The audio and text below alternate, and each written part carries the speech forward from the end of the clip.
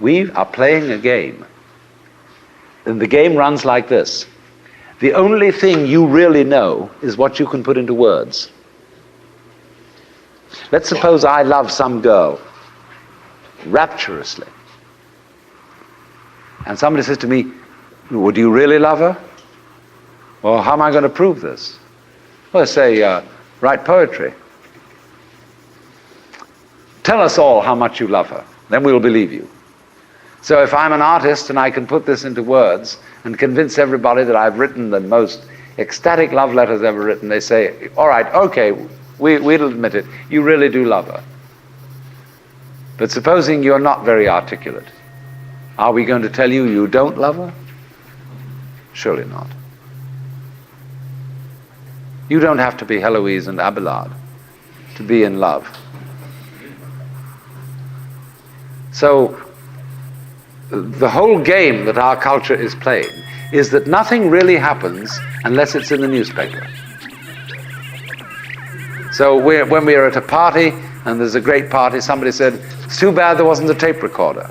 And so our children begin to feel that they don't exist authentically unless they get their names in the papers. And the fastest way of getting your name in the papers is to commit a crime. And then you'll be photographed, then you'll appear in court, then everybody will notice you.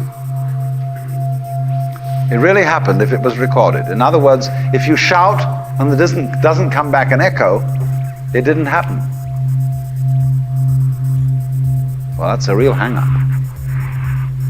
It's true, there's fun with echoes. We all like singing in the bathtub because there's more resonance there. And when we play a musical instrument like a violin or a cello, it has a sounding box because that gives resonance to the sound. And in the same way, the cortex of the human brain enables us, when we are happy, to know that we are happy. And that gives a certain resonance to it.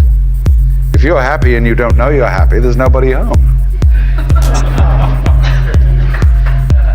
But this is the whole problem for us.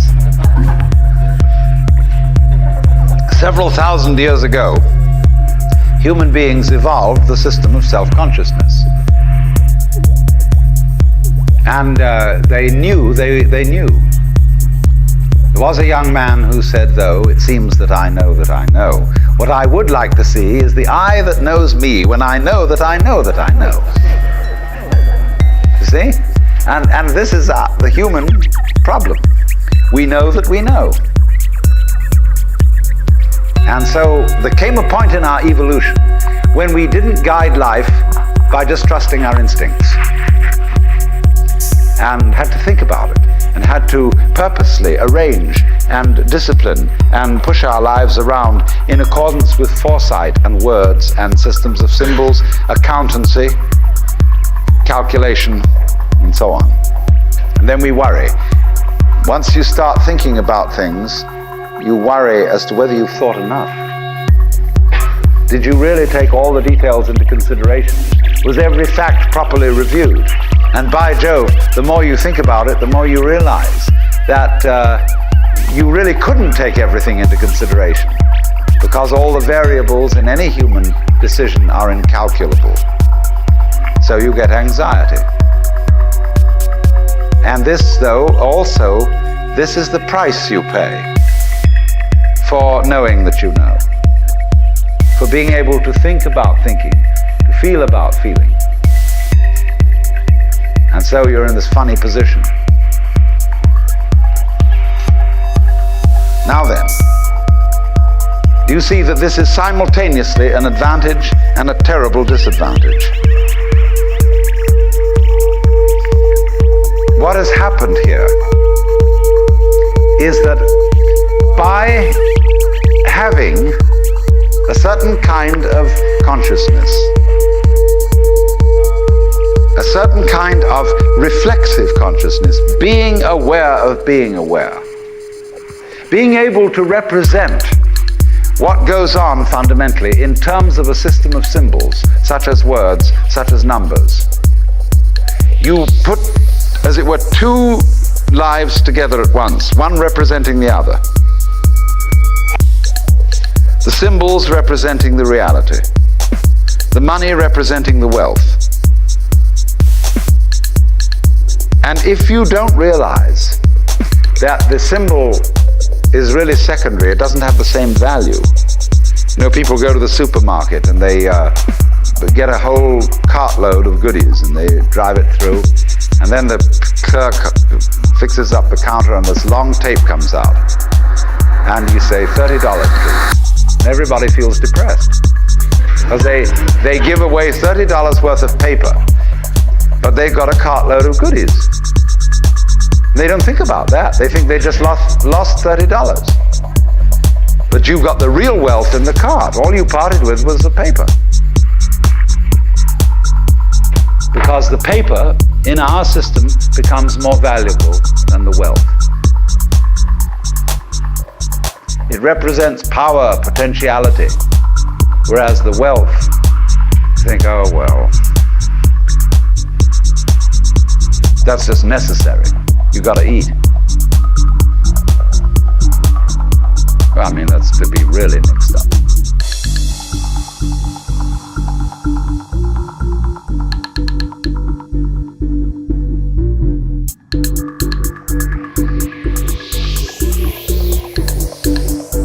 That's to be really mixed up.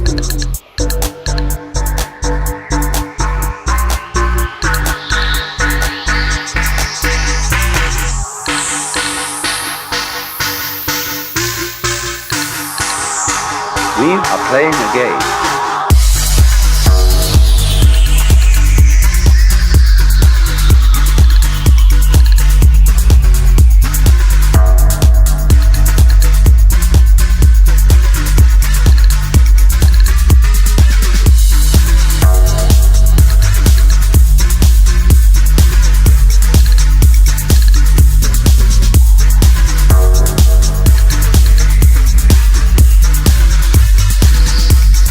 We are playing a game.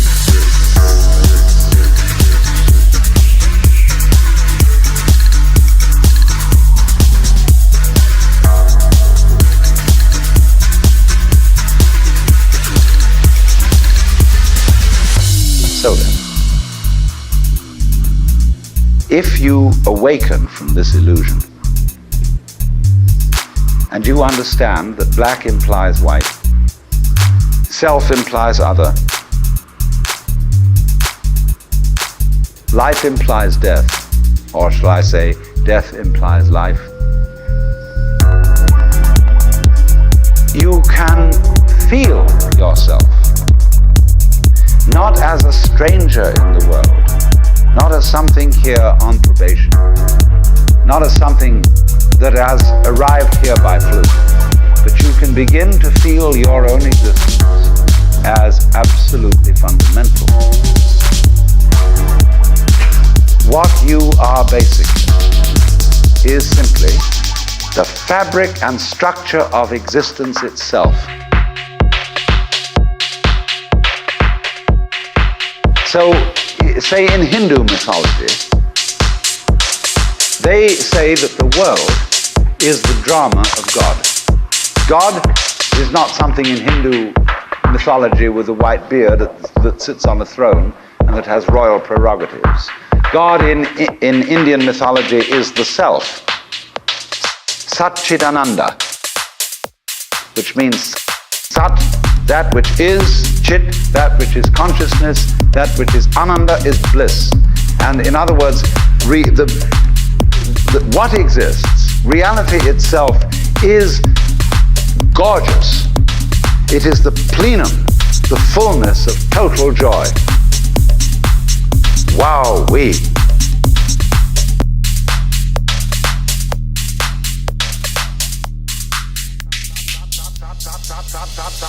Sat, Chit, Ananda, Sat, Chit, Ananda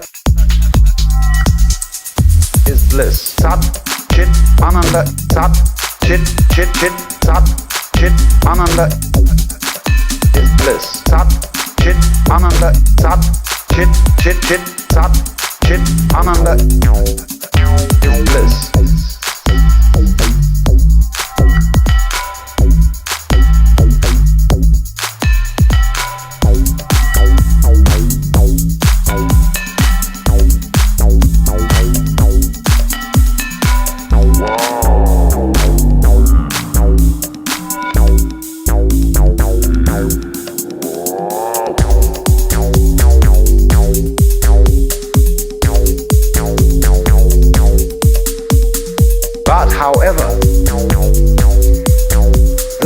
just in sustaining bliss. Let's suppose that you were able every night to dream any dream you wanted to dream.